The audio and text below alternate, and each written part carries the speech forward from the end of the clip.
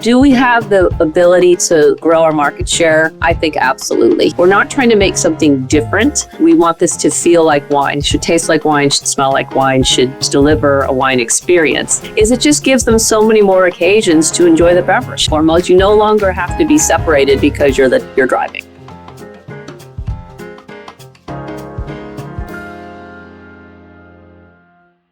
Hello. Hi, Dante. How are you? I'm doing well. I'm Dante McDermott-Catena. I'm working with Domaine EdeM as a strategy and consumer experience representative. And Domaine EdeM is a non-alcoholic wine brand out of the Catena Institute of Wine. Tracy is here with us from Tomorrow Cellars. So, Tracy, tell us a little bit about your brand and what you guys do. What is your philosophy on non-alcoholic wine? But delighted to. So our philosophy about non-alcoholic wine is the same as it was and is with our traditional wines, or with traditional wines. They should be delicious. They should basically enhance the experience, and that we want all wines to basically bring people together at the table. So we feel that wine is unique in that regard, in compared to other adult beverages, that it really is something that you share, that brings people together, that represents, a lovely lifestyle and just happiness and joy. And we want, the alcohol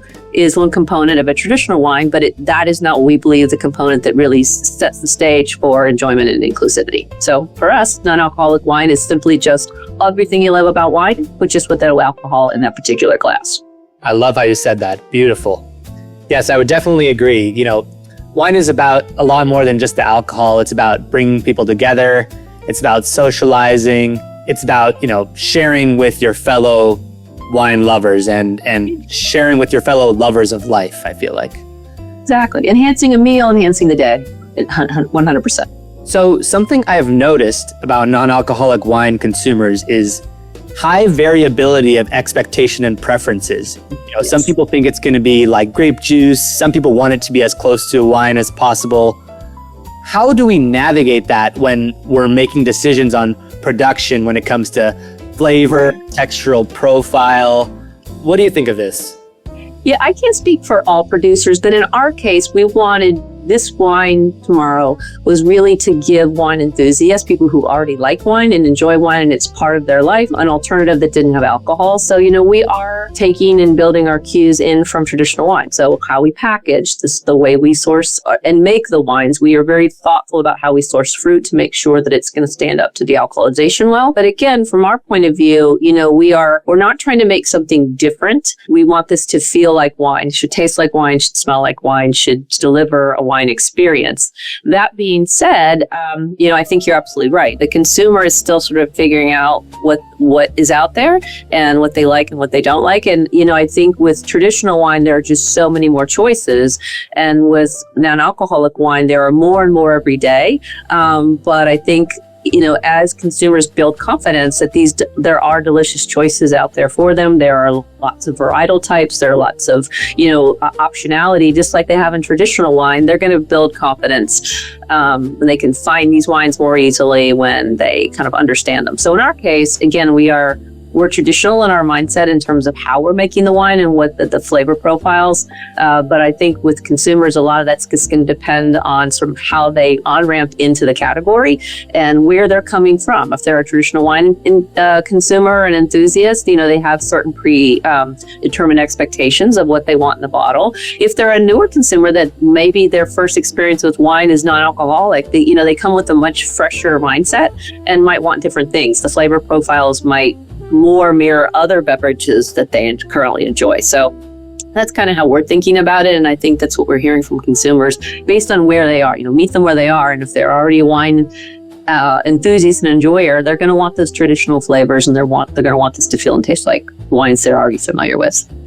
Yeah, definitely. And I think one of the interesting things is that, when you say you want non-alcoholic wine to taste like wine, you sometimes have to specify also which wine, because let's say there's a consumer in California that has grown up with primarily, high alcohol, high tannin, Zinfandel, Cabernet Sauvignon, and Merlot.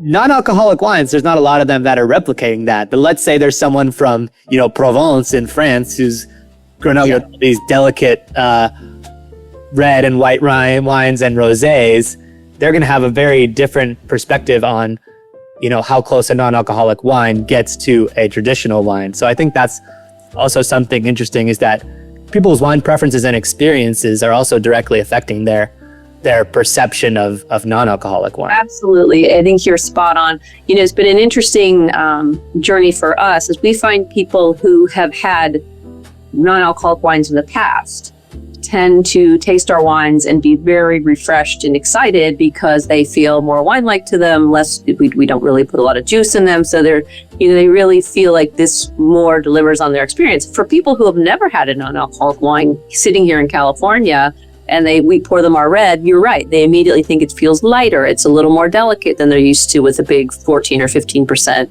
Napa Valley Cabernet Sauvignon. So, consumer education is going to be important as we work through this and allowing consumers to taste these wines and experiencing them. The best way with any wine, non-alcoholic or alcoholic, is to get it in someone's glass and let them enjoy it and try it. That's no different with non-alcoholic. I think it's actually more important, but also setting that stage and the expectation that, hey, when you take out alcohol, that's a big building block. That's a structural thing, right? And so you're exactly right. Where they come from in their own experience will impact how they experience a non-alcoholic wine. Doesn't mean it will be good or bad. It just means it will be different. And how do we help them with that journey? Definitely. And I know you guys at Tomorrow Cellars have also had an opportunity to do some consumer surveys around non-alcoholic wine and people's perspectives on it. Can you share a little bit about that and how that process has been and how that has formed your decisions when it comes to, marketing and also production? Yeah. So we did that early on. And truth be told, we have not come back and revisited with the new survey. We're about time to do that. But what we really wanted to understand when we went into our process is, what are consumers looking for? What's happening when they're out shopping for these wines? If they'd thought about a non-alcoholic wine but didn't purchase, why was that? And what we really found in this, what consumers were telling us was, one, they wanted something that was predictable in flavor. They wanted to, to be familiar to them.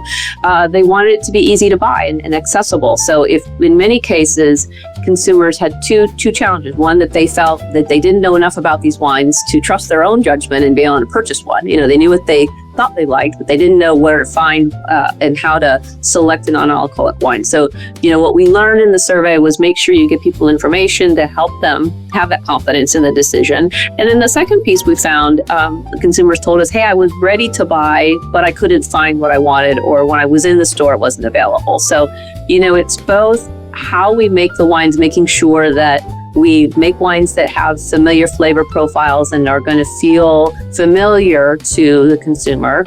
We give them the information to understand and feel confident in their purchasing, but then we also have to work with our retailers and our restaurants to make those wines available, because consumers start to feel confident and ready to go out and purchase, but if they can't find the products, then they either revert back to traditional or they just pick something out. They jump out of the category altogether. And so they're wine drinkers. We want to keep them in wine. And so, it's two-pronged. Give them products that they're familiar with and work with their flavor profiles, but then also make sure those wines, when they're made, are available to them, easy to find. Wow. Yeah, that's very interesting. I guess going to the next question, you a little bit answered it already, but I was wondering what you think will determine which non-alcoholic wine brands will become the most popular. Do you think flavor and experience is, by far the most important, which is what we think about with traditional wine? Or how key of a aspect do you think technology plays? Because we know in the dealcoholization process, there are these technologies that get us closer and closer to feeling like traditional wine. Or do you think it's something else, like economic backing or marketing practices? What do you think? I think honestly, it's probably a little of all of those things. First and foremost, quality matters, and consumers are not they might try a product, but if it's not high quality, if it's flawed, if it doesn't taste good, they're not going to buy it again. And I think there was a challenge early on in the non-alcoholic wine world where people might have taken declassified juice or extra bulk or whatever and made some wines or tended to put sugars or juices in to build them up. And they might have made some product that was put out in the market that maybe wasn't delicious, right? And so consumers first and foremost, product has to be good. So you can put a bunch of money behind it. You can have all the distribution in the world, but if the product is good, people aren't going to buy it a second time. The second glass test matters very much in wine. So I think that is going to be the first thing that drives it. But from there, again, availability. So the ability for a consumer when they're ready to buy a wine to be able to find it. And that's going to be driven in part by our sales effectiveness, as well as there will be some marketing dollars required to do that. Back to your question on technology, I think that really goes part and parcel with the quality product. So as our ability to make better wines, and I think the way you said it was to simulate the traditional wine. I think really it's a matter of, can we produce non-alcoholic wines that don't have some of the off flavors that traditionally have occurred through heat processes or other things like that. So if we can, a newer technology is out there that allows us to do a lot of this without any kind of heat or with very minimal intervention and very gentle processes. So if the wines can continue to get better through technology, through different grape sourcing, through more knowledge of how we're actually doing post dealcoholization blend. There's lots of pieces in that production process, right? You come clearly from a multi-generational wine family. You know that it's not just one thing. Winemaking is a lot of things. It's a lot of steps, and that everyone have to have care and thoughtfulness and right choices and decision making. But again, the tools you work with matter, and as our tools get better, our products will get better for sure. So I think that almost underlies all of it. So we'll get better at making the wines. We'll have better product in the market. Consumers will be very clear about what they like and what they don't like. That's going to drive a lot of it. And then, I think as the tiebreaker will be who's better at getting their products into distribution and making them accessible. Because the best product in the world, if you can't find it, you can't buy it. Yeah, I like that. The tiebreaker. That's a great way to put it. I'm a sports person, so that there you go. Yes, to me. Or hockey. You what is it? The old thing. You make you miss all the shots you don't take, or whatever. Exactly. Yeah, same thing. Yes, absolutely. So my next question is about a piece of feedback that I receive a lot, which is that people have told me that when they drink a non-alcoholic beer, they really feel like they're drinking beer. Yeah. But when they drink a non-alcoholic wine, they don't exactly feel like they're drinking wine. And that's kind of backed up by the market share of each of them. The stats that I've seen recently have shown that 3% of the overall beer market is non-alcoholic beer, while in wine, it's only 0.5% of the overall market. What do you think about this? Do you think there is an issue with the taste of non-alcoholic wine not getting to wine in the same way that beer has? And do you think that non-alcoholic wine could get to that level of market share? Yeah. So let's break that question down a little bit. So do we have the ability to grow our market share? I think absolutely. Again, I think it still gets back to better products, more volume in the market. We'll slowly, it took beer a while to get to that 3% of the total category. And I think that we have actually seen more rapid growth in wine in terms of market share and market penetration. So we're getting there, and we're getting there quickly. Back to, though, that your underlying premise that non-alcoholic beer is more like traditional beer than non-alcoholic wine is like traditional wine. And, that is, I think, a challenge to our category in that with beer, there's so much more in that formulation. Alcohol is a smaller piece of the total components in the bottle, right? And you have a lot more ingredients to play with that really impact flavor, that impact mouthfeel. So you start with less alcohol. There are yeasts available to brewers that allow them to kind of moderate and modify the fermentation process. So there's more available to that brewer that allows them to simulate a traditional beer that we don't have available. Or we could, but we choose as winemakers. Our consumers want this to be fermented grapes in a bottle predominantly. We do a little bit around the edges on that, but for the most part, we're taking more alcohol out. We've got on average twice as much, if not more, alcohol in the base product to begin with than beer does. And we're not layering in a lot of other ingredients. So, we are absolutely creating a wine product, but it is a different product. And I think that gets back to what we talked about earlier, sampling, education, level setting with consumers, understanding what's in the bottle, and really making sure that what's in the bottle is high quality. All of those things together will help move the needle for us. But they are very different products. They're different products in alcohol and they're different products in non-alcoholic, right? Definitely. I think that was really well said. And I feel like I just learned a lot on kind of the differences. I actually didn't know a lot about that, about the non-alcoholic beer production. So how do you think wine consumers already have and will in the future incorporate non-alcoholic wine into their routines? Yeah. And I guess the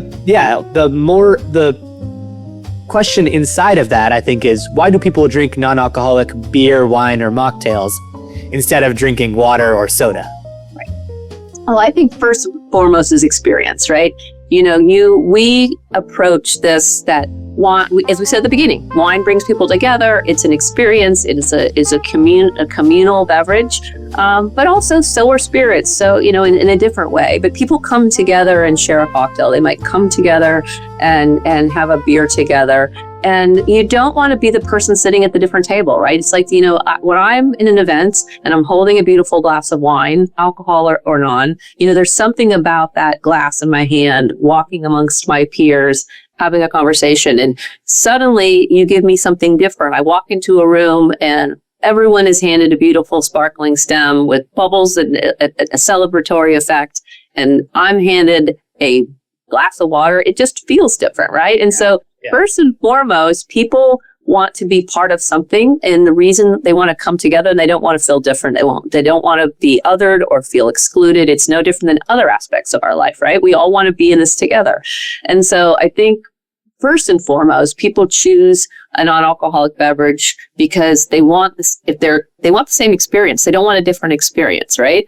And so the other side of it is, in our case of wine, we really believe that wine enhances a meal much more so than water or a diet soda or a glass of juice. They don't pair as well. So, we again come from this a little bit more of a traditional wine, from a wine producer world, but we just believe wine is such a component of a good meal and a good experience with your friends that is not really a one-on-one trade-off with water or some other beverage. So that's why consumers do it. The other piece I think they're really starting to understand and enjoy about non-alcoholic beverages in general, and wine in particular, is it just gives them so many more occasions to enjoy the beverage. So, you don't have to be, driving obviously is important, to drive safely and to drive without alcohol. And so first and foremost, you no longer have to be separated because you're driving, right? If you're pregnant, if you have a big event tomorrow, or you are, it's a Sunday afternoon and you still have things to do at the house, you don't have to stop and say, wait, I can't have alcohol now. But I still want that refreshing beer, or I still want that beautiful glass of wine. Now that's available to you. So the advent and choice that's now available to consumers because of all these great products on the market that are non-alcoholic allows them to both extend an occasion, have that additional glass of wine at the end of the evening, order another bottle at the meal that they couldn't do before in an easy way. And it allows them to find ways to enjoy this beverage that's their choice. If they like drinking wine, suddenly they can drink wine a lot more places, a lot more times of day, a lot more days of week than they really could have before if alcohol was a consideration. So we think it's both. Yeah, that's a great answer. Yeah, I liked what you said about extending the occasion. I guess the last thing I will ask is, I see a lot of the branding, the marketing of non-alcoholic products to be a little bit like anti-alcohol, not always explicitly, but sometimes kind of more subtly. Like I've seen on some bottles like liberated from alcohol. And I was just wondering, it sounds like that's not your camp. No, that's not our camp. No. So why would a non-alcoholic wine producer, choose to be in one camp versus the other camp? And which one do you think will prevail in the long term?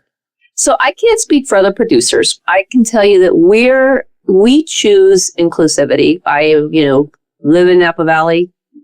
My kids were raised here. I'm very much part of this community. We are very much part of the wine world. Met my husband a million years ago working for Gallo. So, wine has been a part of my life for remember as a young person shopping in cooler wine shops with my parents for wine. So wine has always been part of my life personally. And we don't see any reason to demonize alcohol. I have found that over time, my interest in consuming less alcohol has grown, and I wanted something delicious to drink, which is our story of why we have tomorrow.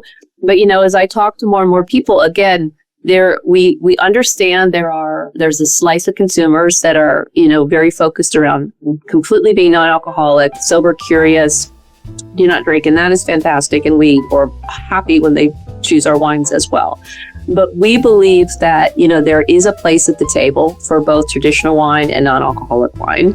As a non-alcoholic producer, we're having to kind of get ourselves to that table, right? We're having to try to find a chair. And so right now, we're trying to be seated at the table, but we don't see that you need to eliminate. We don't need to do that at the expense of alcohol. We believe consumers want choice.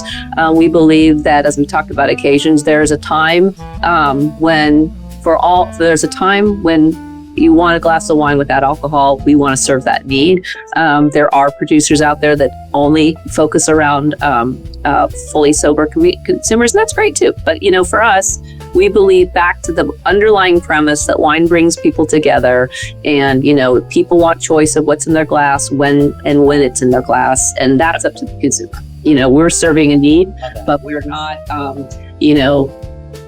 we're not here to say that don't enjoy a traditional glass of wine. We feel very strongly about that. Definitely. Amazing. Well, thank you so much for your time, Tracy. This was amazing. We really appreciated your insights, and we look delighted to be here. More collaboration. Fantastic. All right. And congratulations on what you're doing with EdeM. It's been fantastic. Thank you.